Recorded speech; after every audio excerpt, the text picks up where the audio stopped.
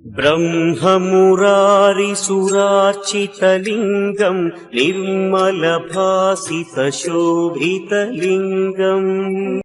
जन्मजदुःखविनाशकलिङ्गम् तत्प्रणमामि सदा शिवलिङ्गम्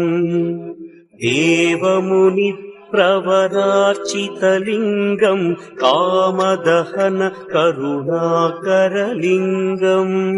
रावणदर्पविनाशकलिङ्गम् तत्प्रणमामि सदा शिवलिङ्गम् सर्वसुगन्धसुलेपितलिङ्गम् बुद्धिविवर्धनकारणलिङ्गम् सिद्धसुरासुरवन्दितलिङ्गम् तत्प्रणमामि सदा शिवलिङ्गम् कनकमहामणिभूषितलिङ्गम् फणिपतिवेष्टितशोभितलिङ्गम्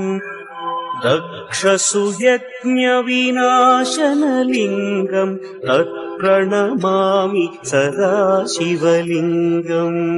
कुङ्कुमचन्दनलेपितलिङ्गम् पङ्कजहार सुशोभितलिङ्गम्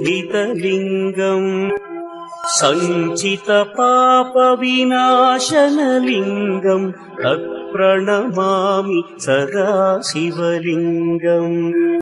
देवगणार्चितसेवितलिङ्गम् भावैर्भक्तिभिरेव च लिङ्गम् दिनकरकोटिप्रभाकरलिङ्गम् तत्प्रणमामि सदा शिवलिङ्गम् अष्टदलोपरिवेष्टितलिङ्गम् सर्वसमुद्भवकारणलिङ्गम् अष्टदरिद्र्यविनाशनलिङ्गम् तत्प्रणमामि सदा शिवलिङ्गम्